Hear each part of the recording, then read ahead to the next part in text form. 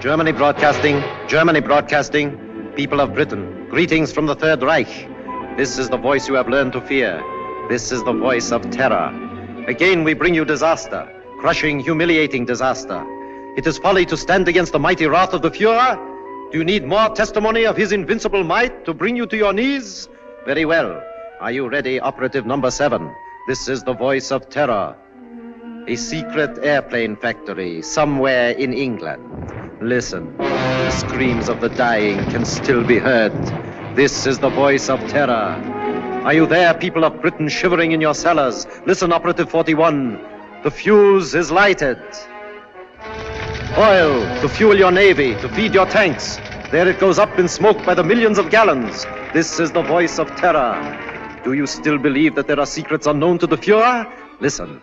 Tonight at 7:10, an important diplomat boarded a train at a little station outside Liverpool. Each split second is accounted for. The rails divide. The train hurtles through the air. The diplomat will make no report in London. This is the voice of terror. Englishmen, do you still await your doom in your stupid, stuffy little clubs? It will come, I promise you. Operative 23, the time is now. We strike you on the high seas, as well as on the land. This is the voice of terror. Englishmen, the Führer strikes you now as he pleases. Water pours through your greatest dam, smashing everything before it, even as our invincible armies roll toward their objectives.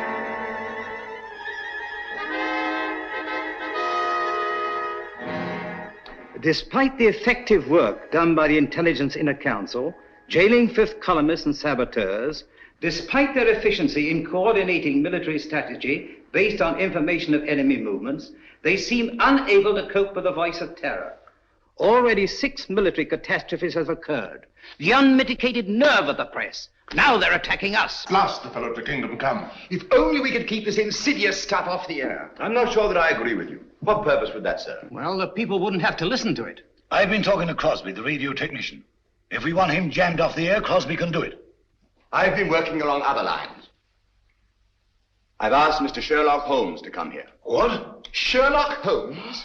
This isn't a case for a private detective. It's a matter of state. In this emergency, we should take advantage of everyone's peculiar gifts. Mr. Holmes is the most subtle and extraordinary private investigator of our time. Are you intimating that the Army and Navy intelligence plus Scotland Yard are not equal to the occasion, Sir Evan? I'm sure they're equal to any occasion. They've done a marvelous job of lining up fifth columnists, saboteurs, and keeping us informed of the enemy's movements. But the voice of terror seems to have them stumped. Sherlock Holmes may have a new approach that will solve the problem. What's happened inside these walls has always been secret. We don't want any outsiders here. I'm positively and irrevocably opposed to calling in Sherlock Holmes. Perhaps you'll change your mind. I see nothing whatever to make me do so. Prentice is right. For ordinary criminal investigation, Holmes is excellent, but not for this. He's unorthodox and theatrical. I can tell you all about him. Gentlemen, perhaps I can throw some light on the subject myself. Holmes, how are you? So good of you to come. Good afternoon, Sir Evan. Your card opened all doors. Oh, Blouser! Oh, you've put on a little weight since you left school. You don't look any younger yourself, Dimples. How are you? Fine. Come in, won't you? You know these gentlemen? I think so. How do you do? I haven't had that pleasure. May I introduce my friend and associate, Dr. Watson? How do you do? I'm afraid I've arrived at an embarrassing moment. Not at all.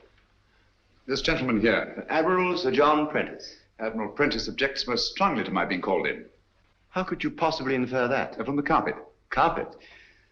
A man who rises from his chair and digs his heels sternly into the carpet is violently opposed to something, and the Admiral, being quite distressed by the criticisms of the press, would be most apt to resent my intrusion. Well, You've just arrived from Seven Oaks. yes, of course.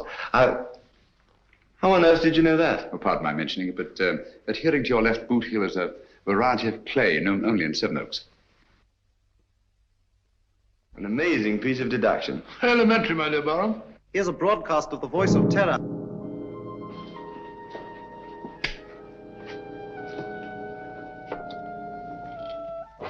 Greetings from the Third Reich. Are you listening, stout fellows across the channel? Are you listening, you little body of incompetent men known as the Inner Council? Today, a new thrill, a new proof of the invincibility of the Fuhrer. Right now, a crack express train laden with British troops and nurses is speeding across England. In just one moment, it will leave the rails forever, crashing twisted metal, the cries of the dying. They can't. Now, They wouldn't dare. It's impossible. They couldn't have got on the to men it. are laughing, joking. That one in the third car reads a letter from home.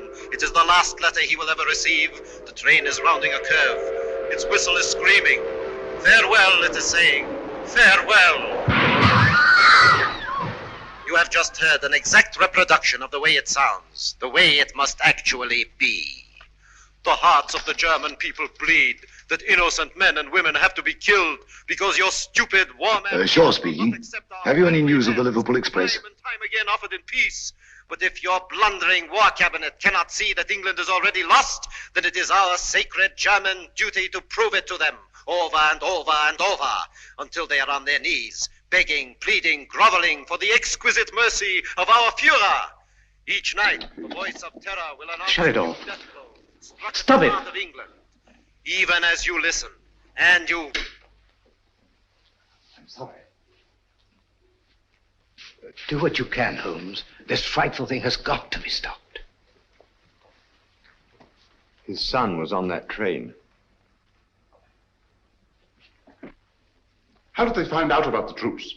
It was an absolute secret. Gentlemen, something must be done about this thing at once. Yes.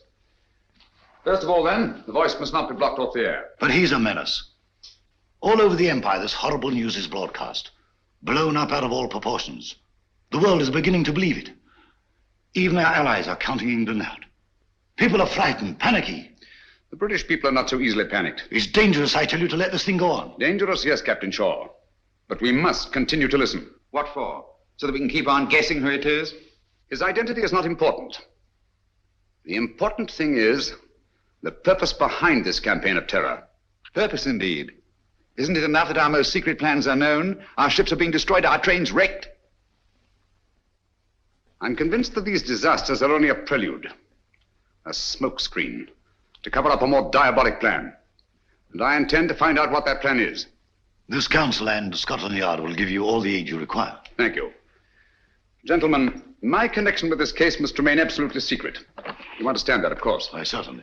You will let the council know at all times just what you're doing.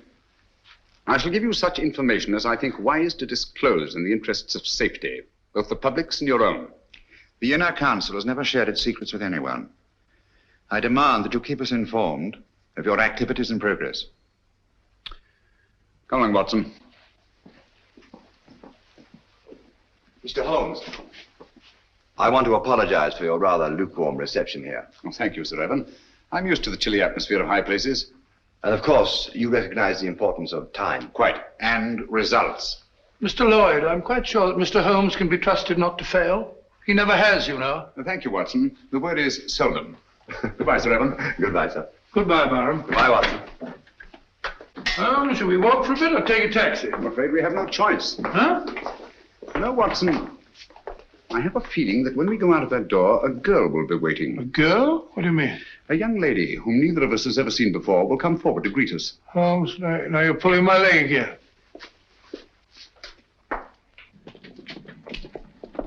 Mr. Holmes, I'm Jill Grandis. How do you do? This is my friend, Dr. Watson. How do you do? How do you do? I've been assigned to drive you around. Thank you. Good gracious me. Where do you wish to go? Baker Street. I know, 221B. Come on, Watson. Hurry up, old fellow.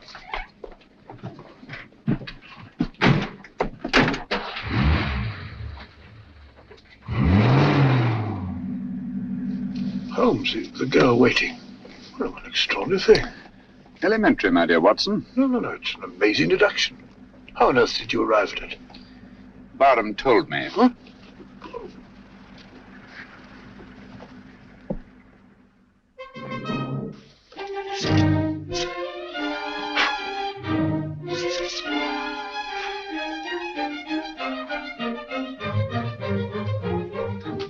Oh, don't you worry, Mrs. Hudson.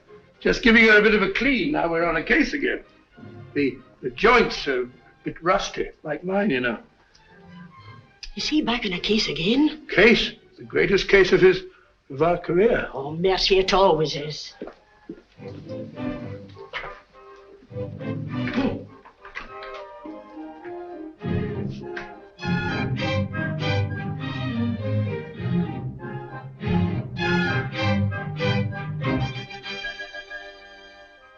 Holmes. I say, Holmes. What? That's right. Well, if you ask me, it's disgraceful. Beethoven's Fifth? Not at all. It's very good. Sir Ronald Headley's conducting very well tonight. I don't mean the concert. No? England's in danger. Heaven knows what frightful disaster's happening, and you sit there calmly listening to the wireless. Music hath charms. Very restful. That's got nothing to do with the whole... Contrary, my dear Watson, it may have a great deal to do with it. Oh, really? I don't see what.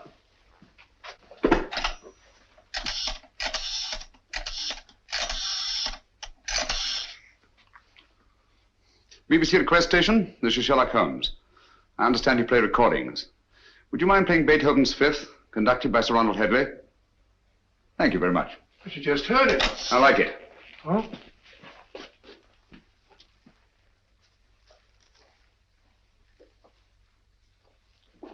We've had a request for the Beethoven Fifth Symphony, played by the London Symphony Orchestra under the direction of Sir Ronald Headley. This is a transcription.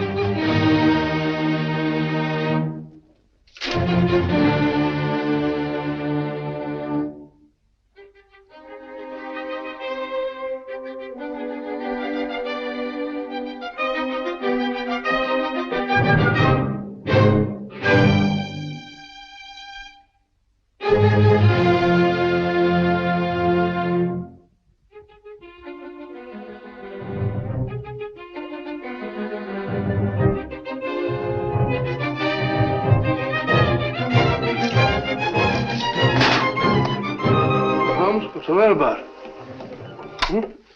I say, Holmes, I don't think... Shh.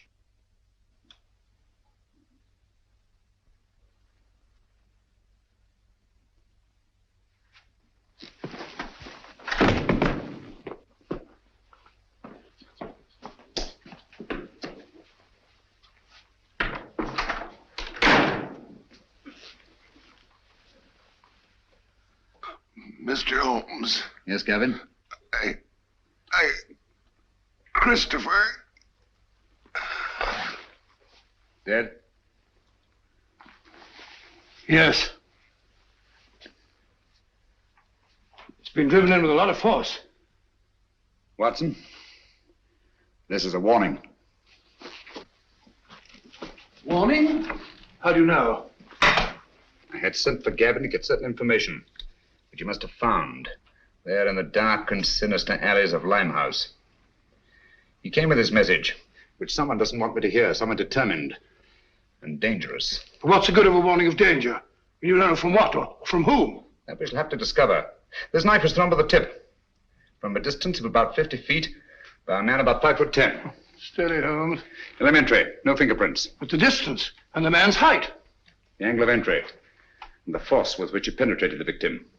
But Holmes, what do you suppose he meant when he said Christopher? We must find out at once. Come on, Watson. Huh? Come in. Oh, Mr. Holmes, I saw a fella lurking about your steps tonight. Blimey, he won't lurk no more. Pull me out. Take care of it, Dobson. Very good, sir. How did it happen? Haven't time now. Get your coat on, Watson. We're going out. No. Holmes, you promised. Oh. Where are we going? Limehouse.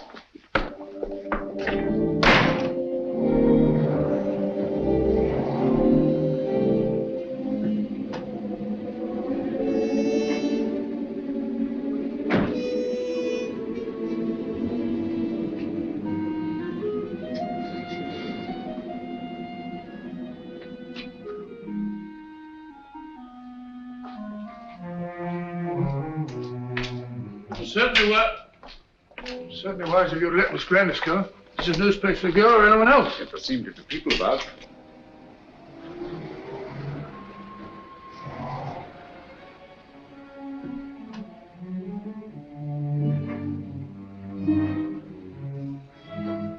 Even Miss Grandis. If I'm not mistaken, she's keeping an eye on us.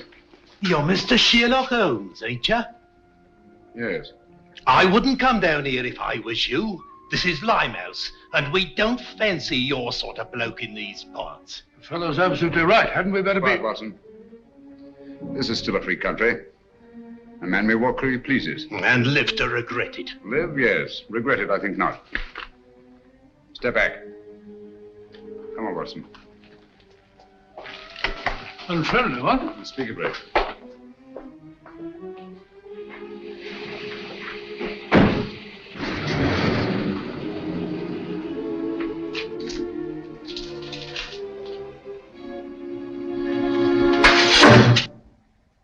What was that, Holmes?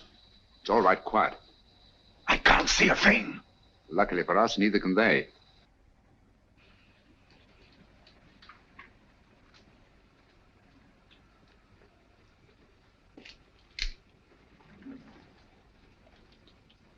Apparently the enemy has found out that we joined forces with the government. What makes you think that? This knife, like the knife which killed Gavin, was thrown by a former habitué of the docks in Hamburg. It's a German knife. The knife throwers of Hamburg are extremely expert. Mr. Holmes, can't we come back in the daytime? Certainly not. I don't think we're safe. No one in the world is safe now, Watson. Least of all us.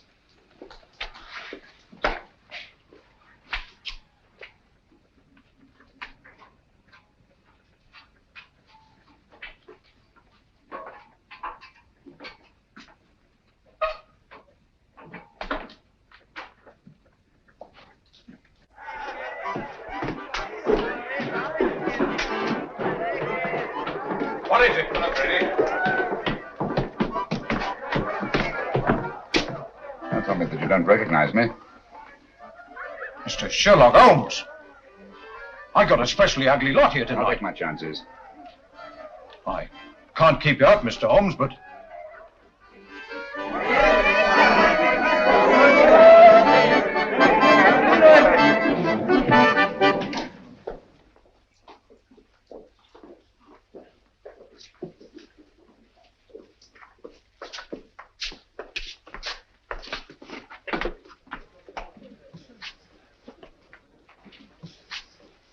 Where's the girl, Kitty? Gavin's sweetheart. His wife. Can you get her? It's urgent. Try. Holmes, I don't think I like this place much.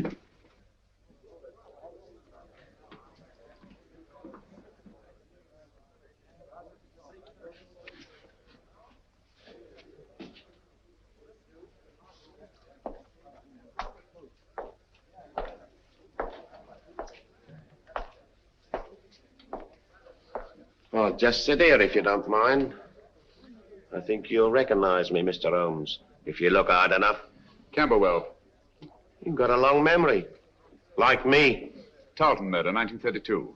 Of course, I sent you up. Mr. Holmes, don't you think we better be... Stow your gab. For 10 long years, I've been sitting down there in Dartmoor, For the old 10 years, one thing's been preying on my mind. Only one? Just one. Someday I'll be getting out of here, I kept saying to myself. And when I do, someday I'm going to come face to face with Mr. Sherlock Holmes. Now you are. And now I am. Just who was it told you it was me who slit the throat of that swine Tarleton? I want an answer. You told me. Me? On the windowsill, you left 4 infinitesimal pieces of ash from a particularly revolting kind of tobacco that you were known to use. The knife blade was sharpened by a left-handed man. You signed your name to the crime. So that's what? Exactly. Very careless. Careless. It's criminal, I calls it. I ought to be shot. Perhaps someday you will be. You can put your revolver away now, Watson. Well, Holmes, you never know.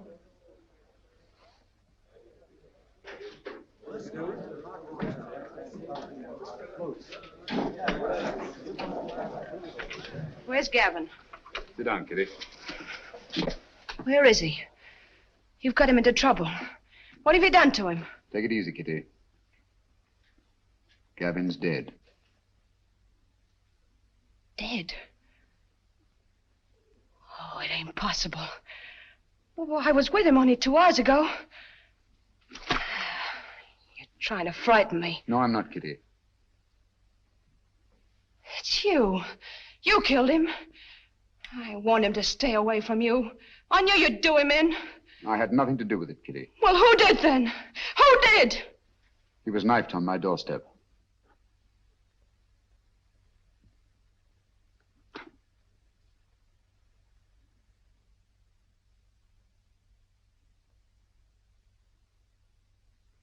I'm sorry. I'm deeply in his debt. Before he died, he said one word. Christopher.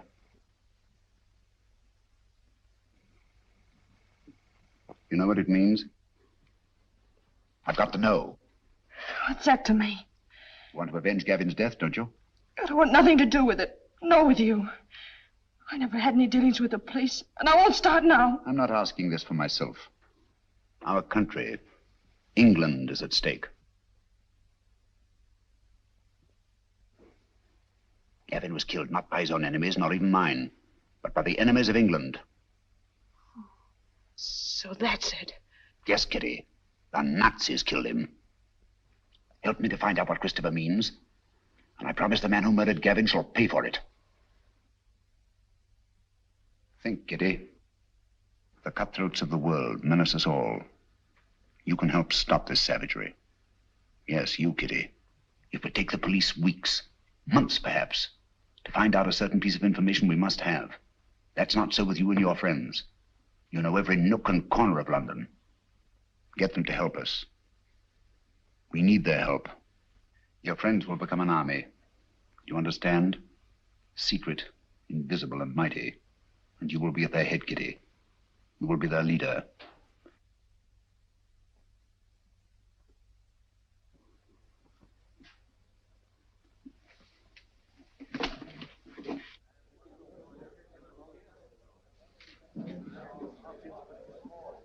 Grimes, do you know what Christopher means?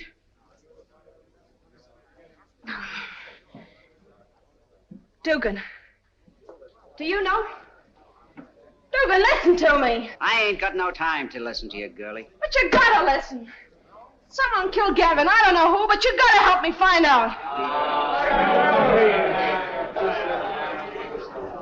All right, don't help me then. Cut your own throats, that's what you're doing. Help me or help the Nazis. Sure, the Nazis killed Gavin. They might be your friends protecting them the way you are.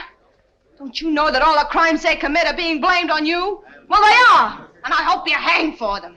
You can have it. As for me, I'm British, and I'm proud of it. Nobody's gonna call me a Nazi and get away with it. Well, help me then. Tell me what Christopher means. Well, don't anybody know? It's gotta mean something. Speak up if you know what it is. Let's have it. Don't mean a thing to me. You're gonna creep in the corners all your life? You're gonna sneak away at the very sight of a man like this and show him what coward you are? What are you afraid of? I'm not asking this for myself. England's at stake. You're England as much as anyone else's. Got no time to think about whose side we're on. There's only one side, England. No matter how high or how low we are. You, and you. We're all on the same team. We've all got the same goal. Victory! Now, what do you want to know? Spread out all over London. But find out what Christopher means. We'll find out. No fear about that. Thank you, Kitty. Well done, my dear. Shaw speaking. Yes, Miss Grandis. That checks with my report. No, Miss Grandis. Sir Evan hasn't arrived yet. Yes, thank you. Miss Grandis reports that Holmes spent some time at the Air Ministry today. That checks with my information.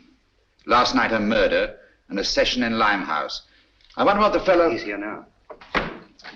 I don't think I need to report on my activities, gentlemen. You must be fairly well informed. We have our methods, Holmes. It only remains for you to show what's been accomplished. All in good time, Mr. Lloyd.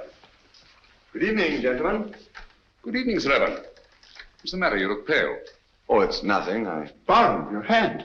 Let's have a look at it, Barham. Oh, it's really nothing. Just an accident. What sort of an accident? Some fella took a shot at me, just as I was leaving the house. Took a shot at you? It's only a scratch.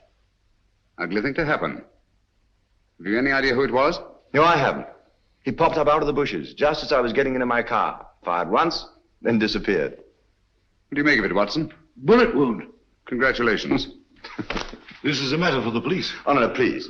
I can never identify him. Let's forget it. Captain Shaw.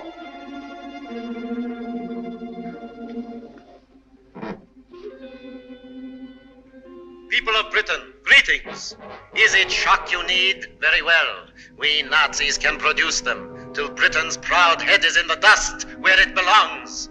People of London, look out of your windows. You will see your promised disaster written across the skies. Lawford, turn out the lights, please. Look to the East India Docks. Are you alert, number 20? Look, Britain, look, and wonder, and despair. We Nazis keep our promises. There's a terrible fire in the East End. Concentration of men and supplies. American bombers, tanks, gone. Destroyed utterly. The flames are mounting, higher and higher and higher. Now the glare must be visible even to the short-sighted leaders of your bewildered government. Mark well the towering fires. They consume your new planes from America, your meager store of tanks, your puny munitions, and your food. Planes that were your only defense against our all-powerful Luftwaffe. Tanks and munitions that you prayed would hold against the magnificent 50-ton German land monsters, which will soon be crashing through your very houses. Food. Desperately needed morsels you...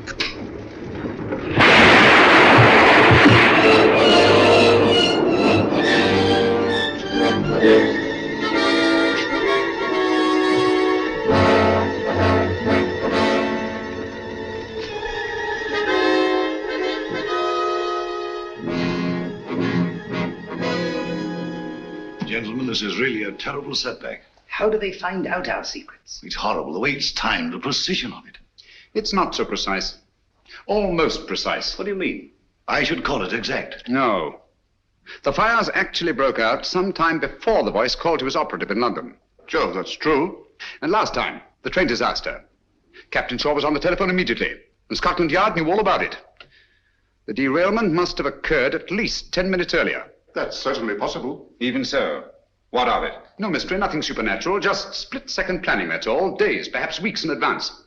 Very well figured out, Holmes. It gets us a step forward. Now, gentlemen, let's take a step even further. I have charted here the tonal differences between actual and transcribed broadcasts.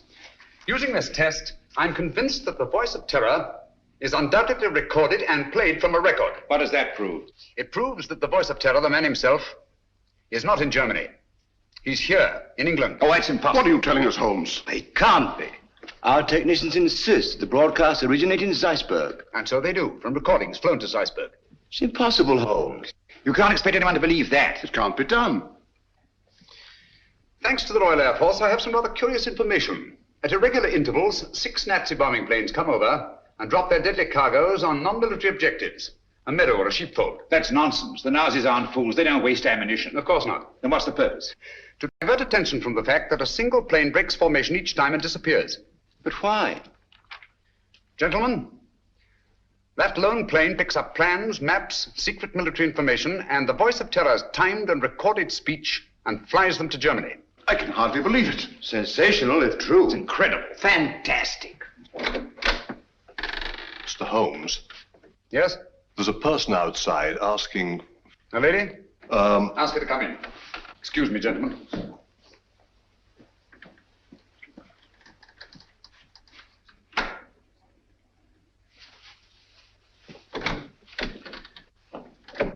Gentlemen, I must leave at once. Where are you going? That must remain a secret, even from this council. I object to this, Mr. Holmes. You're here against my wishes. Since you are here, I demand to know what's being done. As I've already told you, Mr. Lloyd, I shall report to this council at the proper time. And so, gentlemen, until we meet again, as I hope we will, take no unnecessary risks. We're all in grave danger. Come along, Watson. Coming.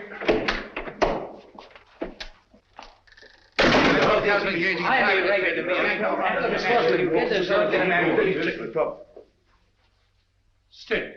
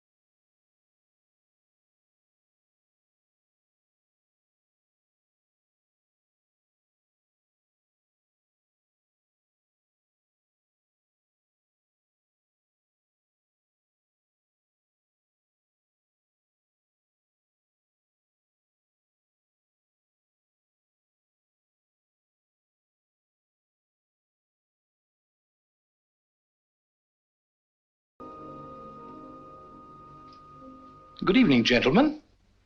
I knew your curiosity would be your undoing, Mr. Holmes. You were expecting me then? Yes. I had hoped that the entire council might have come.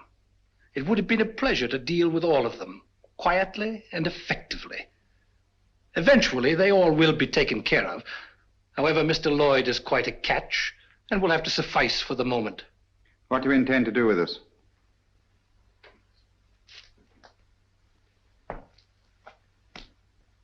Were it not that time is so pressing, we might first put you on trial. On trial for what? Crimes against the Third Reich. Misguided efforts to wreck our inevitable victory. Mr. Lloyd, your super British patriotism, your blundering but sometimes effective intelligence efforts are well known. We have quite a score against you, which will be settled. Dr. Watson. A fair physician, no doubt, but of no consequence. To our stupid British minds, every life is of consequence. A quaint notion of an even quainter nation. We are not like that. We know that only the powerful are worthy of respect. Let our record speak for us. Your record speaks. It's brilliant. Thank you. A brilliant record of rapacity, cruelty, torture, deceit, and murder. Murder?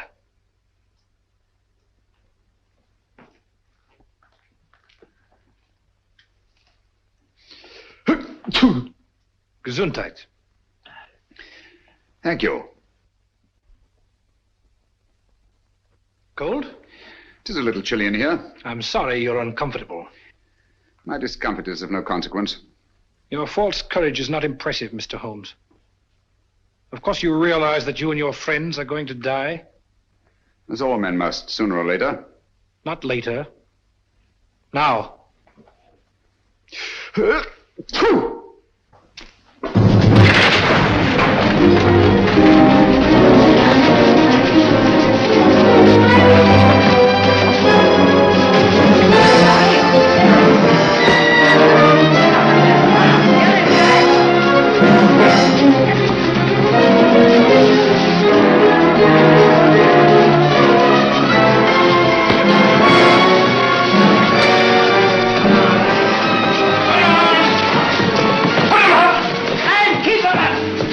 work, boys. It's a pleasure, sir. All right, then. Line them up there against the wall. Come on, get back.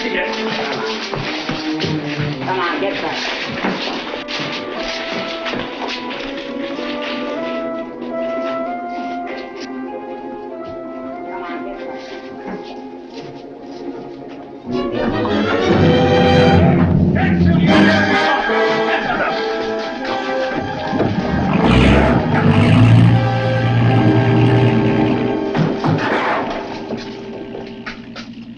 He got away. Oh, most unfortunate. I blame myself severely. I should think you might, Holmes. If you hadn't been so stupidly mysterious, allowed Scotland Yard to give you adequate protection, the man would never have escaped. No, he never would. Most regrettable. But Gesundheit.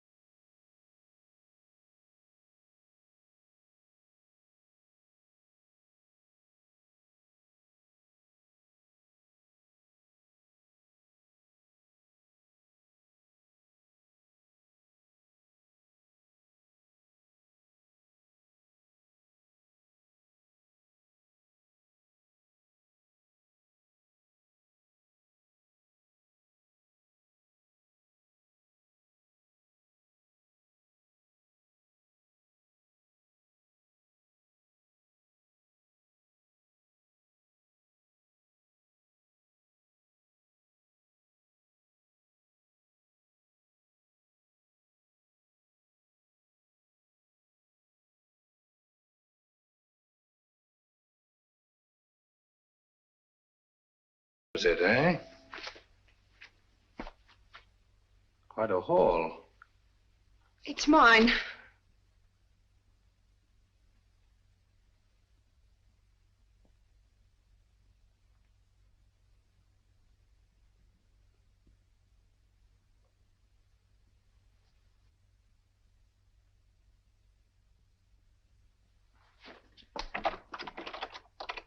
Go ahead. Your friends, the police, are undoubtedly still out there.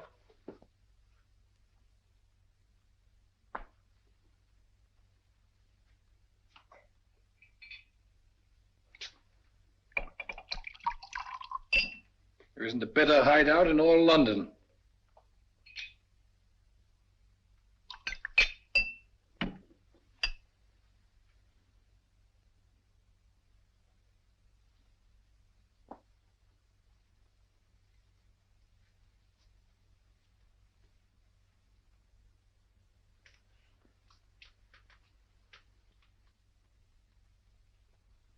This will quiet your nerves.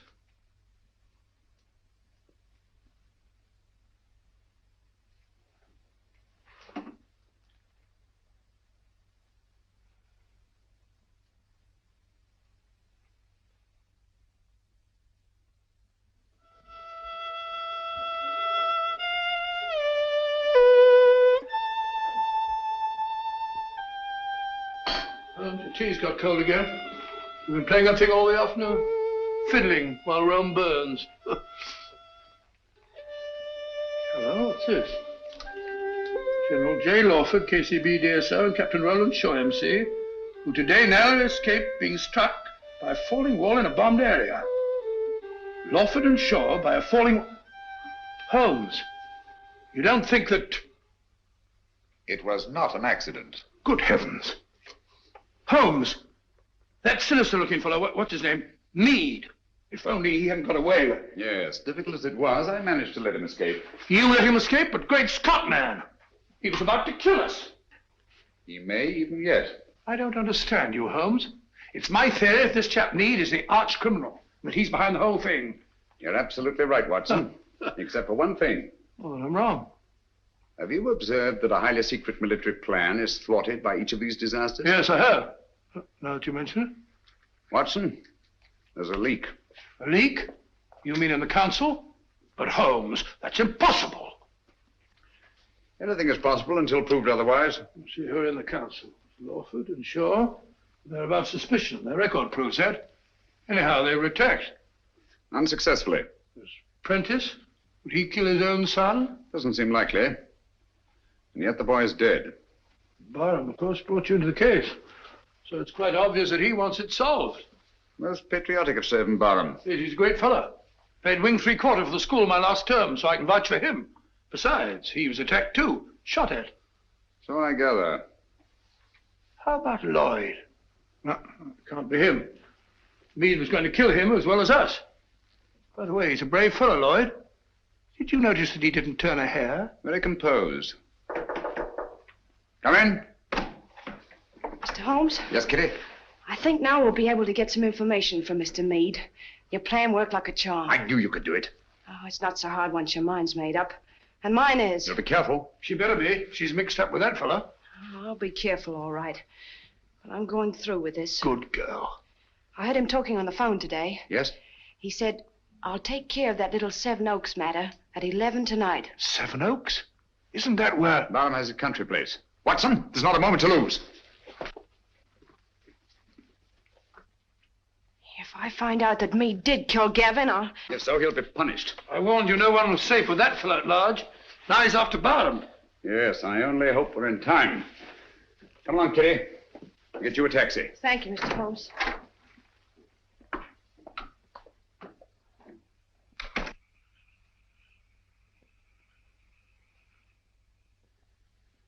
You think you ought to go it alone, sir? Worrying about that escaped German agent, huh? The threat was to kill the entire council, sir. Come, Smithson. Took bigger chances than this in the trenches. You've forgotten. I know, sir, but we were younger then. There were no such thing as Nazis. I'm ready for him. I understand, sir.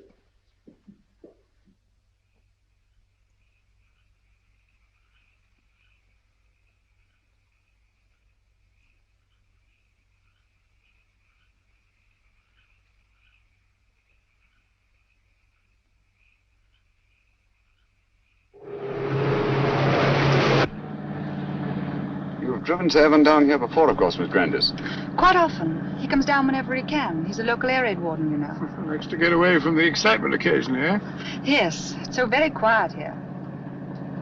Quiet and remote. away from everyone.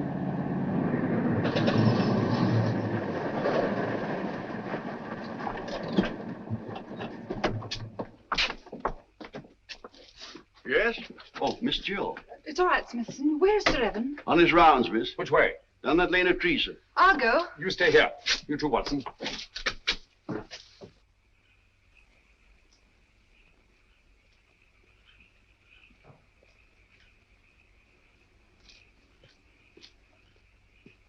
Hello there, Bottom.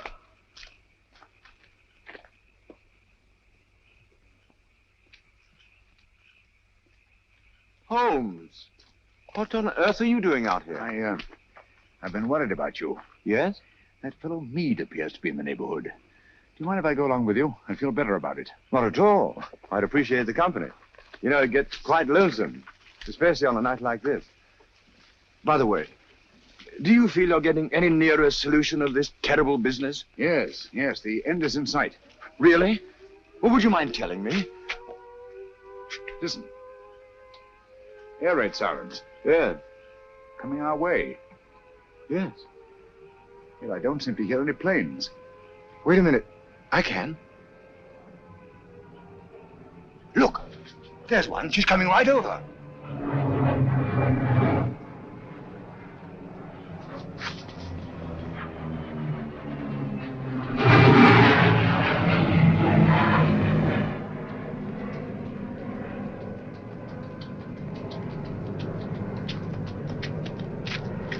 There she is. House of theirs. There's. Holmes. He's coming in for a landing.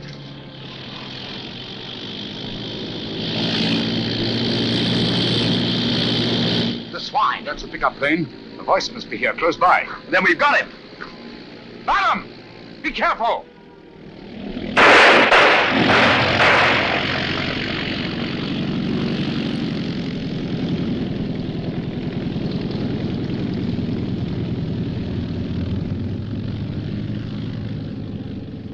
I can't understand you, Holmes. Why didn't you help me? We almost had him. You're too impatient, Bottom. My patience is exhausted. This has got to stop.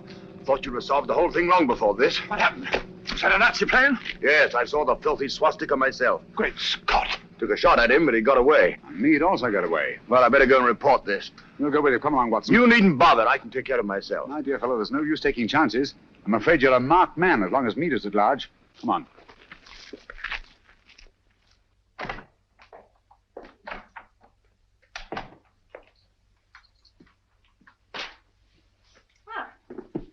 You're a fine one, leaving me alone half the night. You think I like it? I want to go out and have some fun. Don't bother me.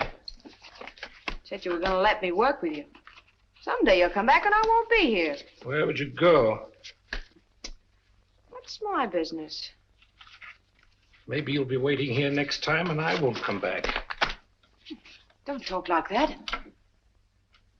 I'm sorry, Kitty. You seem sort of different lately. Anything the matter? Maybe the next time you see me, I'll be in a position of authority, of power. No longer hiding in the dark. Giving the orders, not taking them. What do you say to that? You're drunk. Drunk? Yes. When I was a boy, I dreamed a dream. I was dressed in armor, shining blue-gray armor. I rode on a horse through the streets where the people cheered, hailing me. I rode over the bodies of underlings prostrated before me. Their blood ran out along the gutters like a river.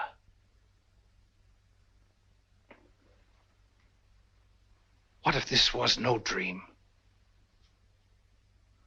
What if it was prophecy? What if all this comes to pass? Well, something must have happened to you. Yes, Kitty. Something that you're going to share with me. Get your coat. Hurry.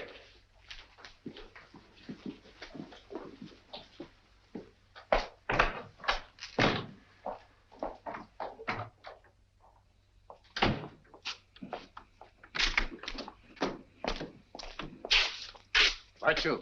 Got plenty of petrol? Enough. Start driving.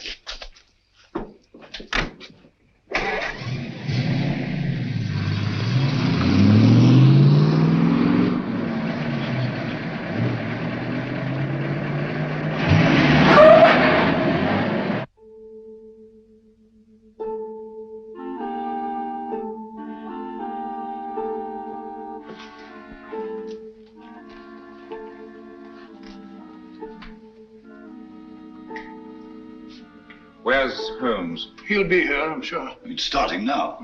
Here he is. You're almost late. I had to go to Downing Street. Good evening, ladies and gentlemen. Your favorite broadcaster, the voice of terror, coming to you from Zeisburg. Tonight I have something special for you. Where are you weakest, you weakening people of Britain? Consider well. Is it lack of food? Is it your stodgy leadership? Faulty ammunition? Scarcity of shipping? Lack of raw materials? Do you know that despite all your great efforts, your coasts are inadequately defended? Especially one coast. And there we shall strike. Swiftly, terribly. Tomorrow at sunrise. In a special broadcast at that time, I shall describe the carnage. Turn it off.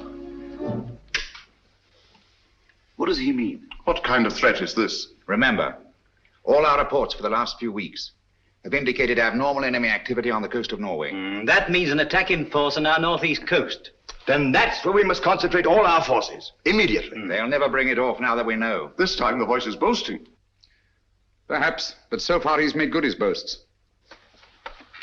What have you done to stop it? Shilly-shallying about while these crimes continue? This is the last straw. We must prevent this all-out attack at any cost. Sir Evan's right.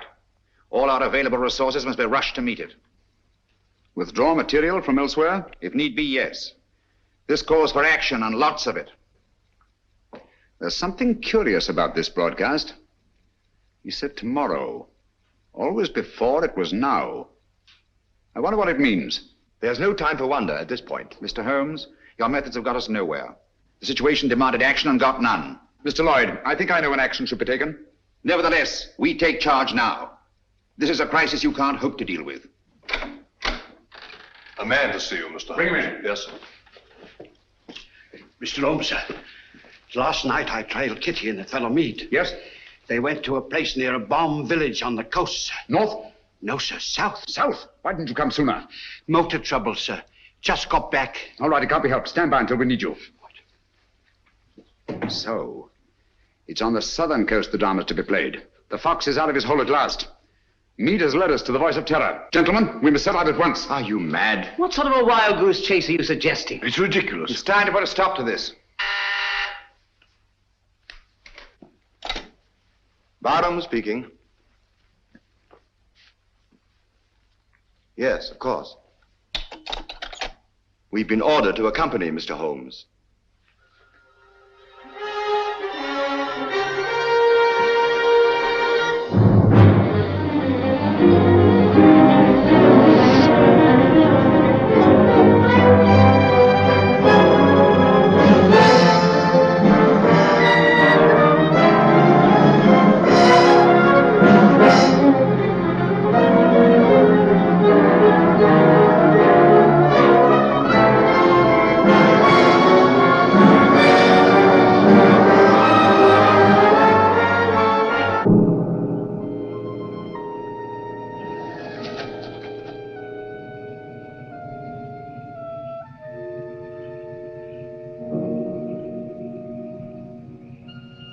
Major Harrison, Mr. Sherlock Holmes. Good evening, sir. All the arrangements have been made. Splendid.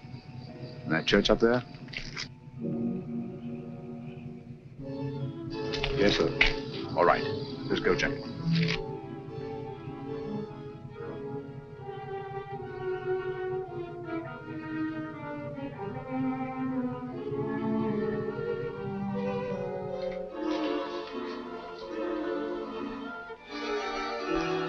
Von Borg seems to be delayed.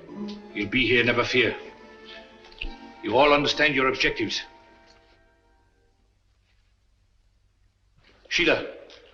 Sheila! Yes, sir. You understand what you're to do?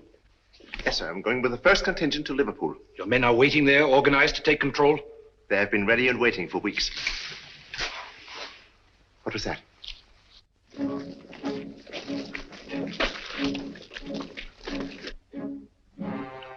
When the world is changing, it is natural to be on edge. Merely owls or perhaps wood rats? No. It sounded like... Sheila.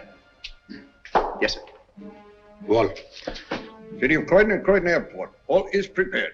You go. Birmingham, where I used to slave in the factories, but not anymore. The day has come at last.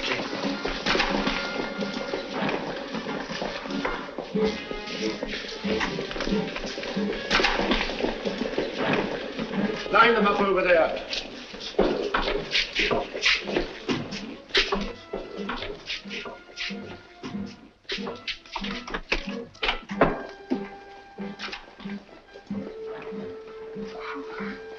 Mr. Holmes. Oh, I was afraid you'd be too late. I'm glad you're safe, Kitty. Come along, sit down.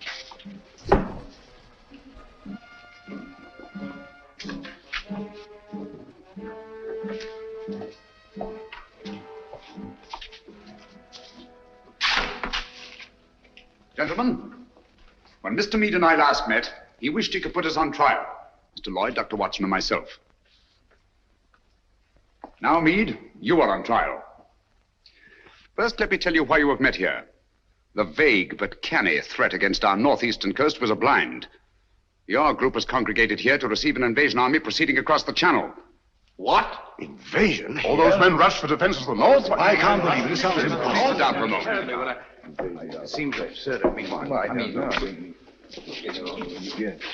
At the head of this mighty force, the picked and chosen, the faithful were to proceed to various centers of our country and take up positions of authority. And we shall. Do you understand that? Unfortunately for you, that is not to be. We're held, yes. But the invasion will proceed without us. What else is there doing nothing? Why we are helpless here? Please be patient. You called me in on this case to identify and to silence the voice of terror and to circumvent the unknown plan behind it.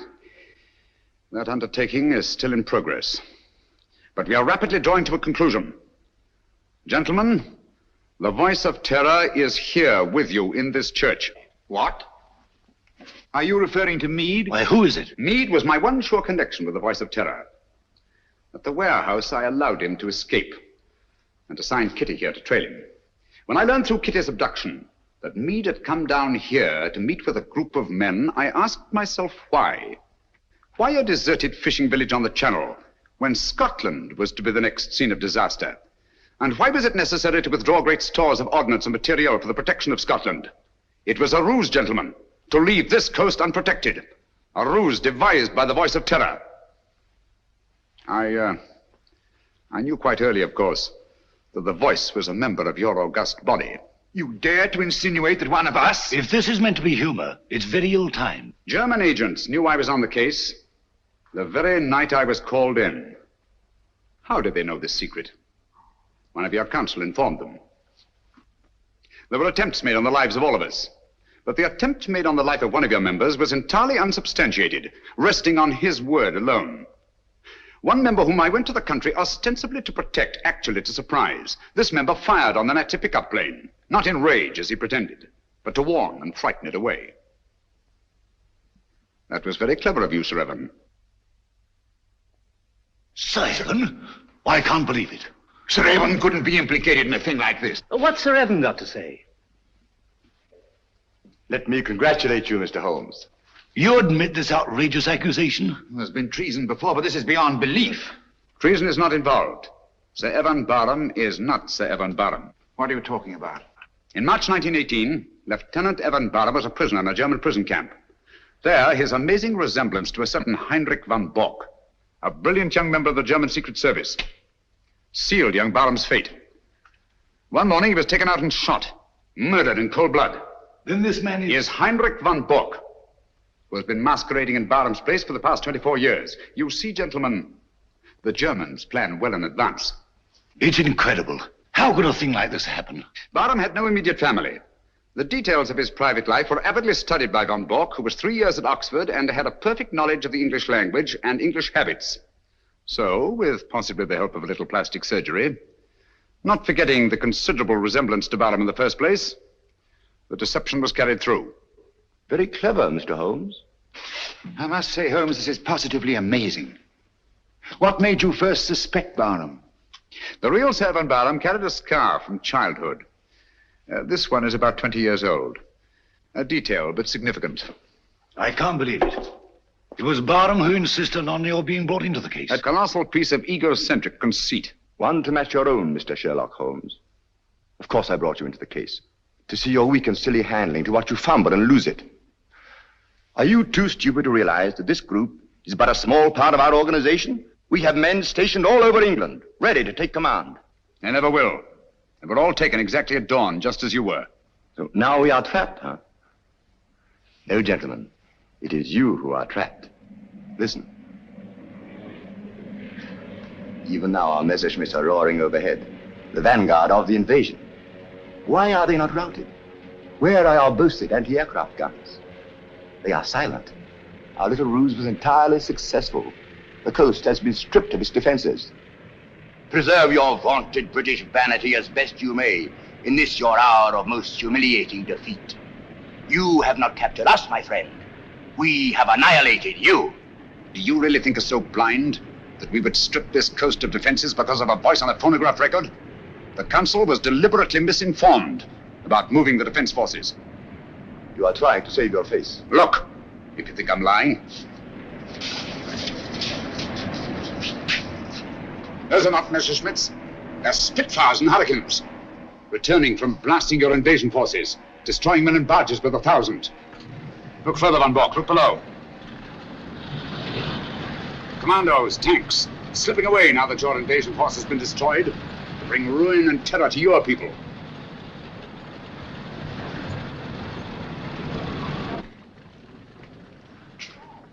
I wonder if there's anything on the wireless about this. The BBC. We are frightfully sorry to announce that a special broadcast of the Voice of Terror will have to be delayed indefinitely. A threat against our northern coasts, made only as a blind to cover the enemy's invasion plans, has not been fulfilled. Instead, our victorious planes have blasted invasion bases on the continent, destroying enormous stores of materiel and troops. More news of this triumphant victory tomorrow. At the same time, the scattered Nazi agents all over the Commonwealth have been unceremoniously clapped into prison. That is all.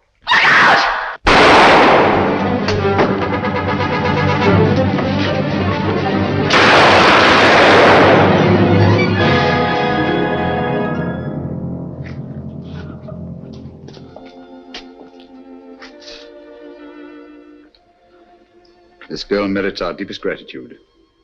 Our country is honored in having had such loyalty and devotion. We'll remember. Holmes, I don't know how we'll ever thank you. Don't try, it isn't necessary. I'll be with you in a minute, Holmes. I'll just see that she's taken care of.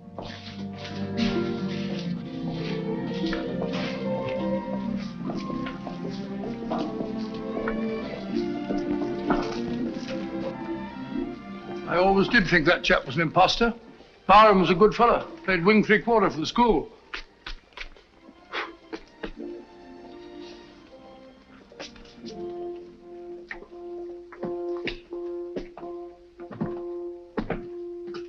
What a lovely morning, Holmes. There's an east wind coming, Watson. No, I don't think so. Looks like another warm day. Good old Watson. The one fixed point in a changing age. There's an east wind coming all the same. Such a wind has never blew on England yet. It will be cold and bitter, Watson. And a good many of us may wither before its blast. But it's God's own wind nonetheless. And a greener, better, stronger land will lie in the sunshine when the storm is cleared.